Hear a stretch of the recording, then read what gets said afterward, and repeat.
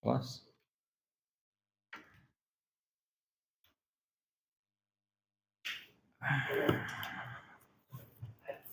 Bismillahirrahmanirrahim. Assalamualaikum warahmatullahi wabarakatuh.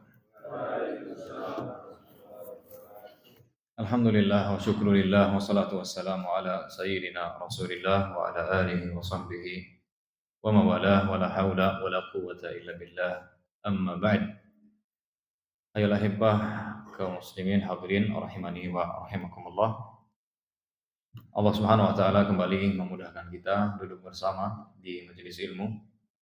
Maka kita bersyukur kepada Allah Subhanahu wa taala atas nikmat yang besar ini. Semoga semua keutamaan yang Allah sediakan untuk para penuntut ilmu betul-betul kita dapatkan. Ditinggikan derajatnya, dibanggakan di hadapan para malaikatnya, diampuni dosa-dosanya, didoakan oleh para malaikat dan seluruh makhluk yang ada di muka bumi, dinilai sebagai orang yang sedang berjihad di jalan Allah dan yang lain-lainnya. Semoga itu semua kita dapatkan karena kita duduk di majelis ilmu. Amin ya rabbal alamin. Salawat serta salam semoga bersurah limpahkan untuk Nabi yang mulia, Nabi besar Muhammad sallallahu alaihi wasallam. Semoga tersurah limpahkan pula kepada keluarga beliau yang beriman dan sahabat-sahabat beliau al-kiram dan seluruh umat beliau tanpa terkecuali. Baik hadirin yang dimuliakan oleh Allah, kita akan kembali melanjutkan fikih ruqyah yang masih tersisa. Di pertemuan-pertemuan yang lalu kita sudah bahas tentang ruqyah, ya, apa definisinya, kemudian pembagiannya, dan juga hukumnya serta syarat ruqyah dan peruqyah. Sudah kita sebutkan waktu ruqyah, kemudian hukum meminta ruqyah, kemudian hukum laki-laki meruqyah wanita. Sudah kita bahas, dan juga hukum seorang muslim meruqyah orang kafir sudah kita bahas. Silahkan dicek saja, di-uploadkan. Ya, ya. Baik, hadirin yang dimuliakan oleh Allah, kita akan lanjutkan membahas sekarang ke pembahasan berikutnya, hukmul ujrah al-ma'khudah ala ruqyah.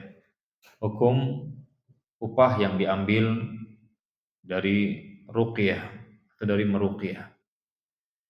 Apa hukumnya? Maka jawabannya hadirin yang dimuliakan oleh Allah, boleh, tidak masalah. Berdasarkan dalil dari Jabir radhiyallahu taala anhu, hadis sahih riwayat Imam Bukhari.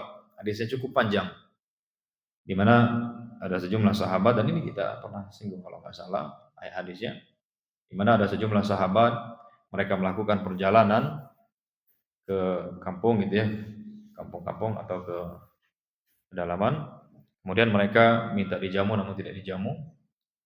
Kemudian singkat cerita atau singkat hadisnya, kepala kampung atau pemimpinnya tersengat kalajengking, ya, sakit, tidak berobat ke sana kemari, tidak juga kunjung sembuh. Kemudian para sahabat ini ditanya apakah punya obat atau bisa mengobati. Akhirnya salah seorang sahabat menyanggupi bisa, itu dengan meruqyah, tapi dengan syarat, ya, diupahi sejumlah kambing gitu ya. Diupahnya itu mereka minta sejumlah kambing, kemudian disepakati, ya disetujui, lalu diruqyahlah pemimpin tersebut, ya, baca Al-Fatihah gitu ya. Kemudian qadarullah sembuh. Ini mereka mendapatkan apa yang telah disepakati, yaitu sejumlah kambing. Ketika mereka ke Madinah nih kembali, Nabi sallallahu alaihi wasallam menyetujui. Nabi tidak mengingkari, bahkan Nabi sallallahu alaihi wasallam meminta bagian dari kambing tersebut. Ini menunjukkan bahwa hasil dari ruqyah itu boleh, tidak masalah. Kalaupun terjadi kesepakatan boleh, tidak masalah. Cuman memang di negeri kita, di masyarakat kita tabu gitu ya. Ruqyah, oke, saya mau meruqyah, tapi apa? Wani biro. Berani berapa ini?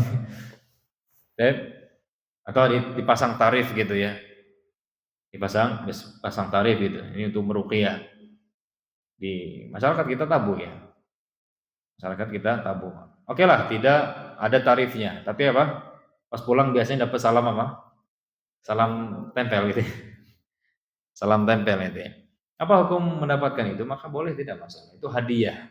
Kalau tidak ada kesepakatan sebelumnya, tidak ada kesepakatan, kemudian di akhir atau sudah selesai ngobrol mau pulang dikasih itu tadi, maka itu namanya hadiah. Kita sudah pernah singgung ya, ketika bahas kurban itu antara perbedaan antara hadiah dengan upah. Kalau upah itu apa? Ada kesepakatan di awal dan juga sudah ditentukan. Kayak Anda di sini kerja, ada kesepakatan? Anda kerja sekian jam, ya kemudian setiap tanggal sekian, kemudian jumlahnya sekian. Nah, itu upah. Itu apa? Upah. Tapi kalau nggak ada ini kemudian dikasih katanya. Itu hadiah. Itu apa? Hadiah. Hadiah sedekah ya bisa, tidak masalah. Tidak, tidak masalah. Ada riwayat dari Nabi sallallahu alaihi wasallam, "Inna ahaqqa ma akhadtum alaihi ajran kitabullah." Sesungguhnya yang paling berhak, kata Nabi SAW, yang paling berhak untuk kalian ambil upahnya adalah kitabullah, yaitu Al-Quran. Oleh karena itu, ini kita agak melebar sedikit ya. Oleh karena itu, jumhur ulama, kebanyakan para ulama, mayoritas ulama membolehkan seseorang yang mengajarkan Al-Quran untuk mengambil upah. Boleh, tidak masalah. Buka privat contohnya ya, buka tahsin atau ya privat gitu ya, mempelajari tajwid, mempelajari Al-Quran, kemudian masang tarif, maka boleh, tidak masalah. Tapi di masyarakat kita apa tadi? Nggak ikhlas. Masa ngajarin Al-Quran, minta apa? Minta bayaran. Ya sudah, mau gue ajarkan anak Anda gitu. Ya, itu memang kayak gitu lah. Ya nasib para pengajar agama itu seperti itu. Nasibnya begitu ya. Dapat upah, dikira nggak ikhlas. Ketika mengajar tidak maksimal, ya karena sibuk ya kerja dan yang lainnya, dikatakan cinta dunia dan yang lainnya ya gitulah ya. Maka saya ingatkan di sini, kita hadirin, kita kalau kita punya anak terus kita privatkan ke orang gitu. Kalau pengen maksimal hasilnya, bayar besar. Bayar besar. Bayar besar. Ya, apalagi ini untuk kebaikan kita di ke depan. Anak kita kalau soleh, untuk siapa? Kebaikannya untuk kita. Dia jadi soleh, dia paham Al-Quran, karena sebab kita akhirnya nanti kita dapat juga pahala. Setiap dia baca Quran, banyak pahala yang kita dapatkan. Ini subhanallah, kadang privat cuma 50.000 sebulan itu pun nunggak berbulan-bulan. Ada 50.000 sebulan, ngajinya setiap hari. Berarti kalau dihitung-hitung berapa per pertemuan? Anda bisa bayangkan. Mengajarkan anak Anda yang unik begitu ya. Unik tingkah lakunya, Anda sendiri nggak sanggup kalau ngajar, bisa jadi marah-marah aja ketika ngajar. Ini diserahkan ke orang, Pak Ustadz tolong ajarkan anak saya jadi pinter, bagus bacaannya, 50.000 sebulan. Itu pun ya telat-telat lah biasanya. Ya, subhanallah. Jadi intinya boleh, tidak masalah. Ya pasang tarif tidak masalah. Ya cuma tadi sangat tabu di tempat kita gitu ya. Makanya ya desain lah ya. Nggak usah ngajar ngaji dibuka, ngajar udah private deh, private akan agak keren gitu. Private atau bimbel gitu ya. Dan memang tidak masalah. Boleh. Boleh. Jadi ilmu bukan kita, oh masa agama dijual? Bukan. Terlalu murah. Bukan itu yang kita. Tapi apa? Pengorbanan kita, waktu kita. Waktu kita. Ustadz digaji, dibayar gitu ya. Itu bukan karena ilmunya. Terlalu murah digaji sekian juta gitu. Sangat murah. Ya, dengan ya terlalu mahal lah. Yang dibayar meninggalkan keluarga, meninggalkan ini dan seterusnya. Jadi nggak masalah. Memberikan manfaat, ilmunya tersebar, maka boleh, tidak masalah. Tapi saran saya, kalau bisa jangan mentarif untuk menjaga nama baik tadi. Kalaupun mau memasang tarif, maka dibuat sedemikian rupa gitu ya, ya private dan semisalnya. Ya, begitu kurang lebih. Ya ustadz-ustadz gitu kan, kadang-kadang apa, ketika mereka ceramah kajian dikasih apa? Dikasih amplop. Saya tanya, itu upah apa hadiah? Hadiah. Boleh nggak kita nerima hadiah? Boleh. Tapi apa? Biasanya kalau ustadz-ustadz ketahuan nih pas salam tempel. Ah, dihujat, di ini. Ah, itu hadiah. Itu hadiah. Ustadz ngomong karena Anda ustadz gitu. Bukan gitu. Bukan seperti itu. Tidak jarang ustadz-ustadz itu mereka udah berkorban waktu, ya, perjalanan, capek, ninggalin keluarga, ninggalin pekerjaan. Terima kasih aja enggak? Ya ada sebagian tempat jazakallah khairan udah, alhamdulillah didoakan udah cukup itu. Iya. Anda subhanallah kalau kalau saya di posisi mereka-mereka para ustadz yang perjuangannya luar biasa, bisa jadi tidak sanggup. Ya, tidak sanggup. Tapi semoga Allah Subhanahu wa taala membalas mereka dengan kebaikan ya, dengan kemudahan, kelancaran dari arah yang lain ya. Baik, intinya tidak masalah ketika seseorang meruqyah kemudian dia mendapatkan upah. Kalau dia mau tidak menerima ya silahkan. Enggak usah Pak, enggak usah ya. Semoga cepat sembuh saja. Enggak usah. Ya terserah, silahkan. Silakan. Nah, kalau kita di posisi kita sebagai orang yang minta bantuan, sebagai orang yang minta apa? Bantuan, maka hendaknya apa? Ah, berilah yang terbaik. Ini di posisi kita. Di posisi kita yang meminta orang untuk membantu kita, menyelesaikan masalah kita. Orang menyelesaikan masalah dunia kita saja, tidak jarang kita berikan apa? Yang terbaik, yang istimewa, yang mahal, yang besar nilainya. Apalagi ini untuk kebaikan akhirat, kebaikan atau kesembuhan tadi ya dari jin atau dari guna-guna, berikan yang terbaik sesuai dengan kemampuan tentunya. Sesuai dengan kemampuan. Oke. Ini ya pengertian lah kalau bahasa ini ya, pengertian. Baik. Berikutnya hadirin yang dimuliakan oleh Allah, ini boleh ya sudah ya, kita jelaskan. Banyak perkataan para ulama, Imam Nawawi, saya bawakan deh perkataan Imam Nawawi rahimahullah. Qala Nawawi rahimahullah, hadza tasrihun bi jawazi akhdhi al-ujrah 'ala ruqyah bil Fatihah wa dzikr. Wa annaha halalun la karahata fiha. Ya, tadi hadisnya panjang ya, yang saya singkat tadi dengan makna saja. Kata Imam Nawawi mengomentari hadis ini menunjukkan secara tegas bolehnya mengambil upah dari meruqyah menggunakan Al-Fatihah dan zikir-zikir. Wa annaha halal, dan upah tersebut halal, la karahata fiha, tidak makruh. Ya, tidak makruh. Makruh aja tidak, apalagi haram gitu ya. Gitu. Jadi boleh, tidak masalah. Ini kata Imam Nawawi rahimahullah taala di dalam ayat Imam Nawawi rahimahullah. Baik. Berikutnya hadirin yang dimuliakan oleh Allah, apa hukum meruqyah hewan dan benda-benda mati gitu ya? Apa hukumnya? Boleh, tidak masalah. Boleh, tidak masalah. Karena dalil-dalil yang menunjukkan ruqyah itu umum, tidak terbatas di apa? Di orang saja ini. Tidak terbatas di orang saja. Mungkin seseorang dia rumah, jangan beli rumah, kemudian dia tahu rumah ini pernah terjadi ya pembunuhan atau praktek-praktek perdukunan sehingga angker gitu ya. Ya misalnya dia bacakan dia bacakan ayat-ayat, dibacakan surat, Al-Kafirun dan yang lain-lain, Al-Fatihah, ayat kursi, maka boleh tidak masalah supaya demitnya kabur ya. Supaya syaitannya ada minggat. Itu juga ya hewan-hewan terserah ya. Terserah dibacakan. Baik, kita langsung saja singkat ke berikutnya. Sekarang apa yang dibaca? Apa yang dibaca? Apa saja yang dibaca? Itu tuh ayat-ayat Al-Qur'an, ayat-ayat Al-Qur'an dan juga hadis atau doa-doa dari Nabi sallallahu alaihi wasallam yang sahih. Di antaranya hadirin adalah Al-Fatihah ya. Yang paling gampang Al-Fatihah.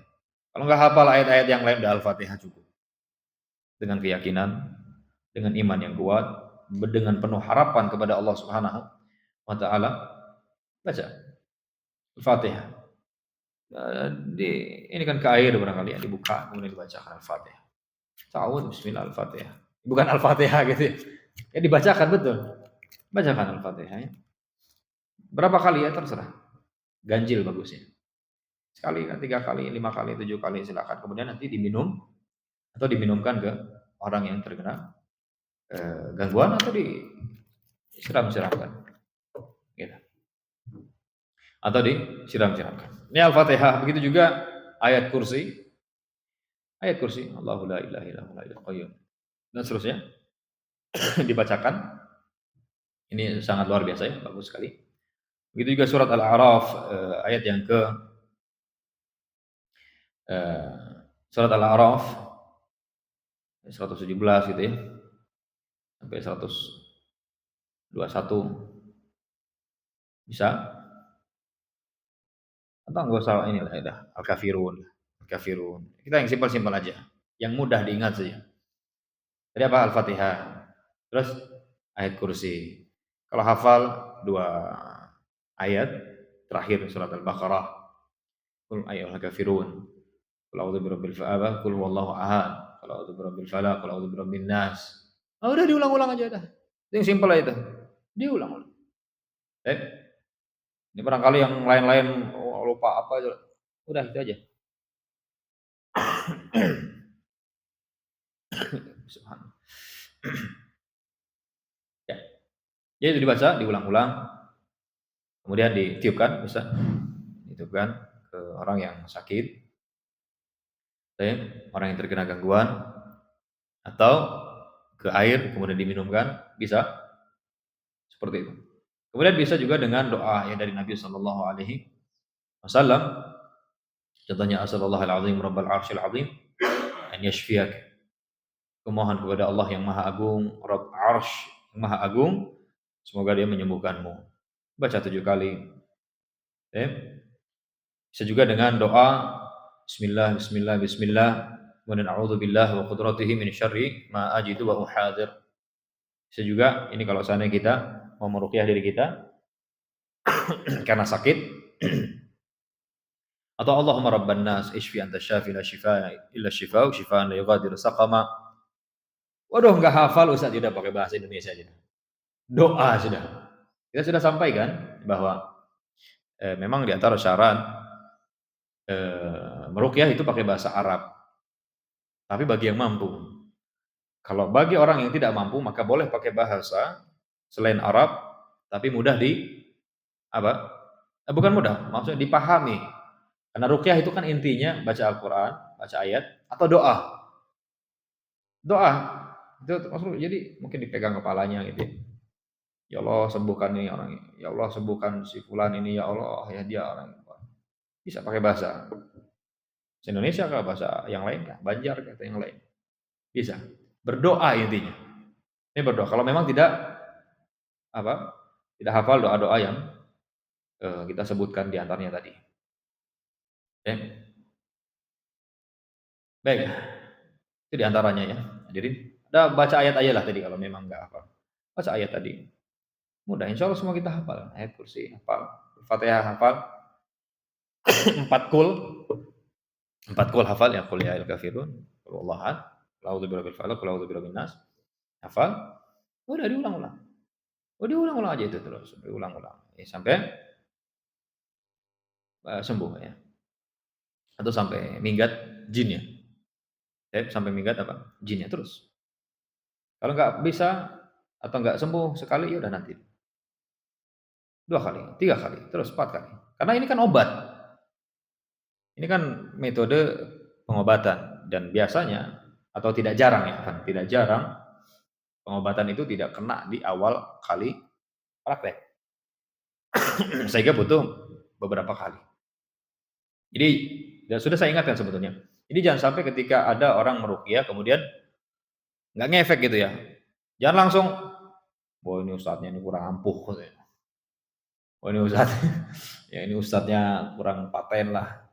Ustadznya begini, ustadznya yang disalah-salahin. Maka tidak benar. Karena bisa jadi pengaruh jinnya sangat kuat. Ya. Atau ada penghalang-penghalang lainnya. Sehingga ya butuh beberapa kali. Butuh beberapa kali. Baik, hadirin yang dimuliakan oleh Allah, saya ingin sampaikan sejumlah larangan. Sejumlah apa? Hal-hal yang hendaknya ditinggalkan ketika meruqyah. Terkait dengan ruqyah. Kita sering dapati ya, ketika orang meruqyah itu subhanallah melakukan pelanggaran. Melakukan apa? Pelanggaran. Jadi jangan sampai kita melakukan pelanggaran ketika ruqyah. Baik, apa pelanggarannya? Baik, yang pertama saya sebutkan al-isti'anatu bil jin. Meminta bantuan jin. Meminta bantuan apa? Jin ketika meruqyah. Enggak boleh. Ya, tidak diperbolehkan. Kenapa? Karena ini masuk kepada kategori kesyirikan atau wasilah. Ya, sarana mengantarkan kepada kesyirikan. Meskipun dia mengaku, contohnya ada jin mengaku, oh saya muslim, barangkali gitu, maka nggak bisa dipercaya, tidak bisa dipercaya. Karena jin itu hadirin maka oleh Allah, syaitan dari kalangan jin itu kadzub kata Nabi SAW, pembohong, pendusta. Ini jangan dipercaya. Ini tidak boleh. Minta bantuan jin. Ini sesuatu yang gaib. Sesuatu apa? Yang gaib. Ya, barangkali ada jin datang barangkali. Iya. Lagi sakit atau ada tiba-tiba dari balik pintu ya ada suara saya adalah jin ya. Jin ifrit dari sini ya saya siap bantu kalau Anda butuh bantuan. Bisa aja. Bisa aja hadir. Maka enggak. Tidak diperbolehkan. Itu bisa saja tipu muslihat. Awalnya oke, dia bantu, saya muslim, saya ini, saya itu. Nanti ujung-ujungnya apa? Minta sajen, minta ini, minta itu, Anda harus begini, harus begitu. Artinya akhirnya apa? Anda menyembah dia. Nauzubillah. Ini enggak. Oh, kalau ada orang mengatakan boleh karena Nabi Sulaiman aja minta bantuan dari jin. Sekarang saya tanya, kita ini ikut syariat siapa? Syariat Nabi siapa? Nabi Muhammad SAW. Syariat Nabi dahulu, syariat Nabi-Nabi dahulu, boleh kita ikuti, boleh kita amalkan jika tidak bertentangan dengan syariat Islam. Atau disetujui oleh syariat Islam. Ya. Syariat Nabi Adam itu boleh menikah antara adik dengan kakak, saudara. Syariat Nabi Adam. Di syariat Islam boleh nggak? Cinta sama adiknya, misalnya adik cantik atau kakaknya cantik, terus kita nikahin, boleh? Nggak boleh, nggak sah, dosa besar. Syariat Nabi Yusuf alaihissalam boleh sujud ke manusia sebagai bentuk tahiyah, penghormatan. Di syariat Nabi Yusuf, di syariat Islam nggak boleh. Nabi mengatakan, "Lau kuntu amiran ahadan an yasjuda li ahadin la amartu imra'atan an tasjuda li zawjiha." Kalau seandainya aku boleh memerintahkan seseorang sujud kepada orang, aku akan perintahkan istri sujud kepada suaminya. Kalau boleh. Kalau boleh kata Nabi. Menunjukkan apa? Tidak boleh. Jadi nggak boleh kita sujud kepada makhluk, nggak boleh. Kita boleh sujud hanya kepada Allah, bukan boleh saja. Ya harus. Sujud kepada Allah Subhanahu wa taala. Sujud kepada suami nggak boleh, sujud kepada ibu, bapak nggak boleh sujud. Kita agungkan mereka, kita muliakan mereka, tapi jangan sampai kita melanggar. Ya karena sebagian orang kan saking ini disujudin ya, sujud dia di hadapan ibunya, enggak boleh. Enggak boleh. Ya. Kan ada cara lain. Ada cara lain menghormati ya, mencium tangannya dan yang lain. Jadi kalau sujud enggak boleh. Kalau sujud tidak diperbolehkan. Oke. Ya kembali. Jadi tidak boleh apa? Kenapa kita ke situ tadi? Oh, syariat ya, bahas syariat ya. Iya. Di syariat Nabi siapa tadi? Nabi Sulaiman. Nabi Sulaiman, Allah kuasakan Nabi Sulaiman, Allah berikan kekuasaan, bisa mengatur jin. Jin tunduk kepada beliau. Jin tunduk kepada beliau. Ya kalau kita sekarang, siapa yang jamin? Nggak ada yang jamin. Jin itu tunduk, bukan jin tunduk. Kita yang tunduk pada dia. Dia nggak akan mau bantu.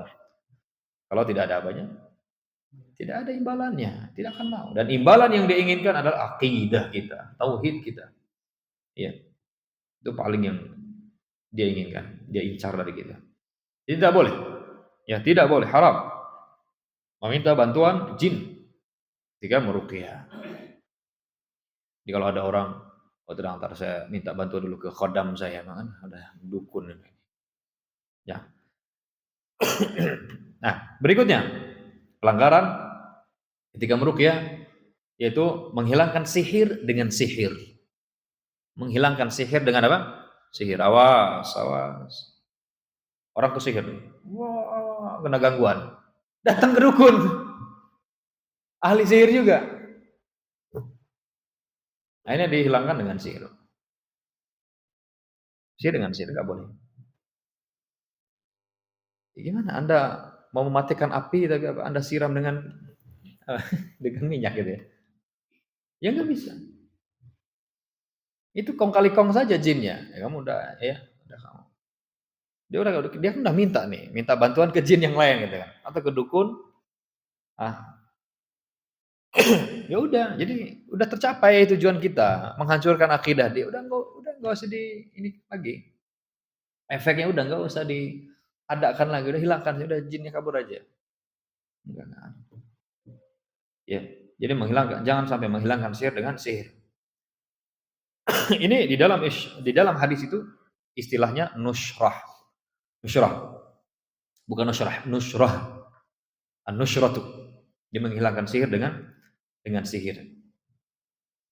Jadi jangan sampai. Alhamdulillah metode pengobatan kan ada. Tadi ya Al-Quran, bersabar, bersabar. Terus, ya terus. Tapi saya nggak sabar, udah diobati saja ke dukun itu juga. Gimana kalau setelahnya mati? Pas data terus mati? Oh enggak insya Allah. Sembuh nanti. Benar-benar sembuh. Terus gimana dong? Ah, hadirin yang dimuliakan oleh Allah. Seorang muslim lebih baik mati daripada akidahnya hancur. Ya. Itu istidraj. Walaupun ada orang dia minta bantuan, kemudian betul-betul bantuan ke dukun ya, ke tukang sihir. Terus betul-betul tercapai apa yang dia inginkan. Maka itu namanya istidraj, bukan menunjukkan benarnya. Bukan menunjukkan apa? Benarnya. Kalau dia telah melakukan dosa yang besar. Jadi bersabar, lakukan pengobatan yang benar ya. Berikutnya, ya, jadi berarti ya jangan sampai kita bawa orang yang sakit atau orang yang apa kena gangguan ke dukun, jangan. Jangan. Baik dukunnya kelihatan secara zahir dukun atau casingnya ustadz gitu ya. Casingnya kiai. Enggak. Kalau amalannya amalan dukun, nah dukun dia. Meskipun casingnya apa? Kiai atau ustadz gitu ya. Jangan. Baik, berikutnya hadirin, di antara pelanggaran atau hal yang hendaknya ditinggalkan adalah ya memoto-moto apa eh, orang yang meruqyah gitu ya. Sedang diruqyah karena bisa apa? Bisa ada hal-hal yang tidak diridhoi oleh si sakit ya, orang yang sakit. Anda saja kalau seandainya sedang melakukan tingkah laku yang tidak beres terus divideoin orang gitu, terus disebarkan, ridho enggak? Enggak ridho kan? Enggak ridho. Nah, jangan. Jangan. Sekarang tuh subhanallah ada orang sakit bukannya dibantuin gitu ya, ada orang jatuh bukannya buru-buru dibantuin malah di videoin. Ya begitulah. Baik, berikutnya hadirin.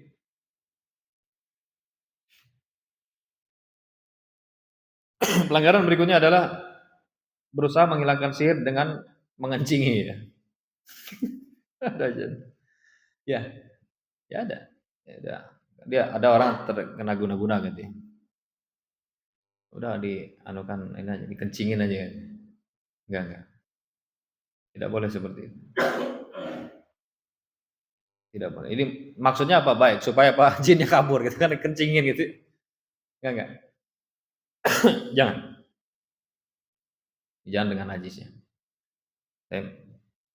Dengan itu juga ya kadang rasul milh, menyebarkan apa garam. Enggak ada dalil. Tidak ada dalil dari Nabi SAW bahwa garam itu menghilangkan atau mengusir setan, jin, enggak. Tidak ada. Berikutnya hadirin yang dimakan oleh Allah, di antara hal yang hendaknya apa?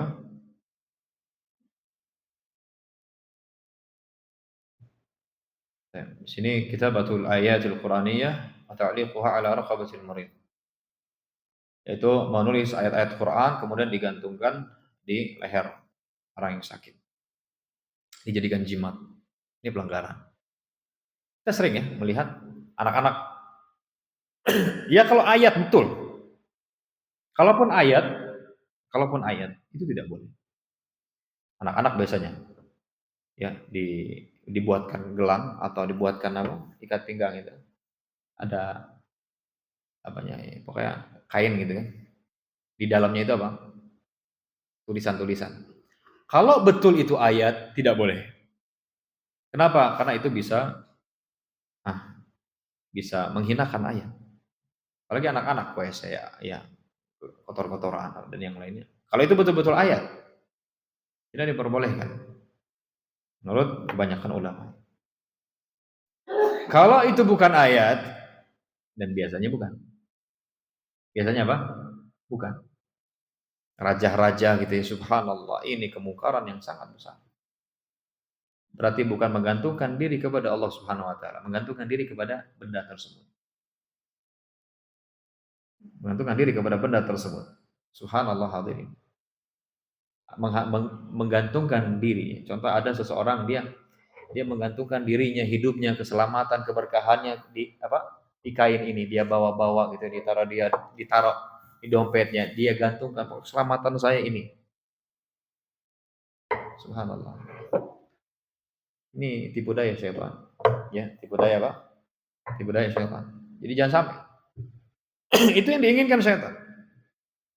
Supaya kita tidak bergantung kepada Allah Subhanahu wa taala. Supaya kita bergantung kepada benda-benda yang tidak mendatangkan manfaat maupun menolak mudarat. Ya, banyak orang seperti itu.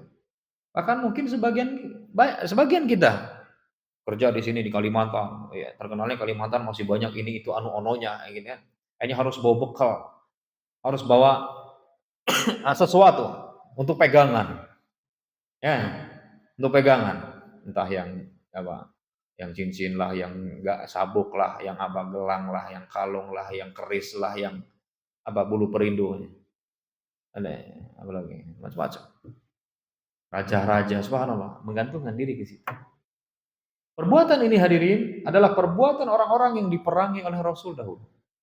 Bayangkan, orang lah bergantung atau melakukan amalan tersebut. Yang mana amalan tersebut adalah amalan-amalan orang yang diperangi oleh Rasul. Berarti di jalannya siapa? Di jalannya Rasul bukan? Bukan. Oh, nggak usah dengerin Ustadz ini. Banyak orang kayak gitu. Kita bergantung hanya kepada Allah Subhanahu wa taala. Inna salati wa nusuki wa mahyaya wa mamati lillah. Lillah, li rabbil alamin. Bukan ke situ tadi. Ya jadi jangan tinggalkan. Ya putus. Justru itu merusak. Itu termasuk kesyirikan ya. Yang sangat-sangat besar dampaknya, sangat buruk sekali. Efeknya di dalam kehidupan kita.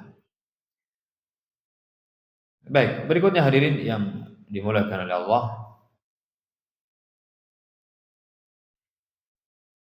Banyak pembahasannya sebenarnya.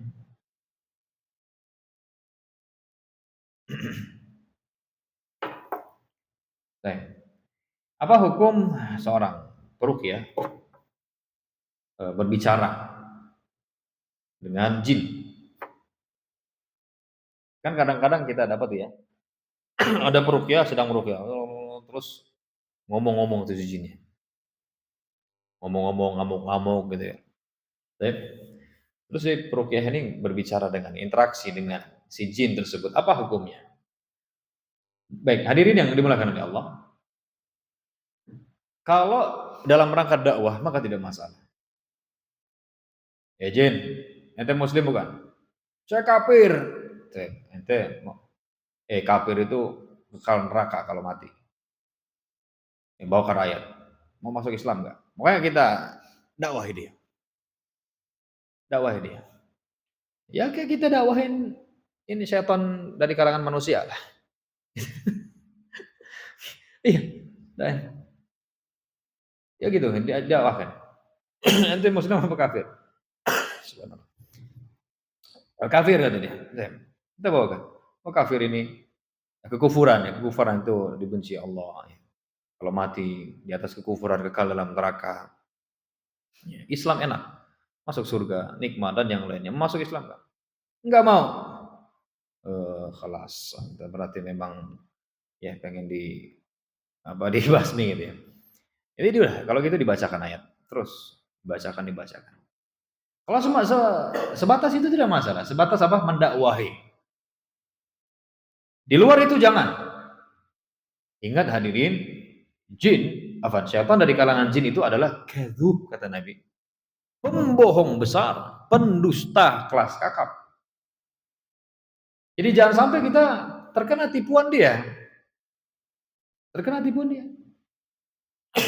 Jangan sampai nanti kita apa? Nanya-nanya ke dia akhirnya apa? Timbul kerusakan. Siap di mana siap? Kalau katakan sudah. Kamu dari mana? Wahai jin, dari mana kamu? Setan. Aduh Allah.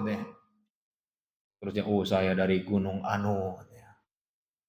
Saya dikirim oleh si Anu. Padahal bohong.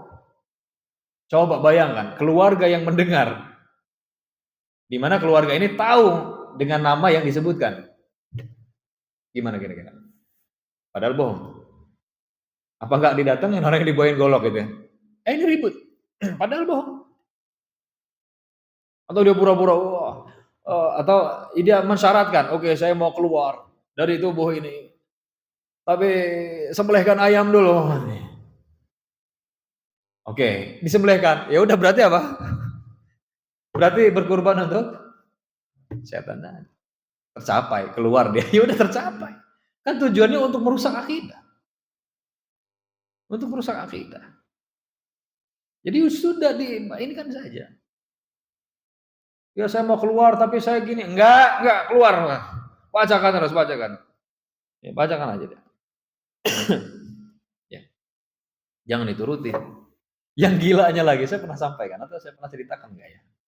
Ketika ada ini di ruang lingkup keluarga gitu ya, ada yang kemasukan setan atau jin ya. Sulit sekali keluar. Bukan dia duka di apa? Malah apa? Ditanya. Ini nanti malam ada pertandingan bola. mana yang menang kan? Oh, yang menang ini kan. Oh ya. Ya benar. Akhirnya benar. Ya karena dia bekerja sama dengan jin-jin yang lain, saling memberikan informasi, mencuri berita dari langit. Subhanallah. Dia mencari solusi dari jin. La haula wala quwwata illa billah. Pakai judi lagi kan, coba udah kacau balau sudah. Nanyanya ke jin, dipakai untuk judi. Allah musta'an. Ada ya kayak gitu. Ya. Jangan hadirin. Itu menghancurkan hidup kita. Jadi intinya enggak perlu diajak bicara, udah. Cukup dakwahi, kalau enggak mau ya sudah. Keluar, kamu zalim. Kamu muslim, keluar. Muslim itu sayang dengan muslim yang lain. Tidak boleh menyakiti, tidak boleh menzalimi. Anda zalim, kasihan dia. Kasihan dia ini. Ya. Sebagian ulama hadirin memberikan tips atau salah satu cara untuk mengobati apa? Orang yang kerasukan jin. Supaya keluar. Itu apa? Dengan cara dipukulin. Dipukulin. Tapi mukulinya yang ini, yang normal aja.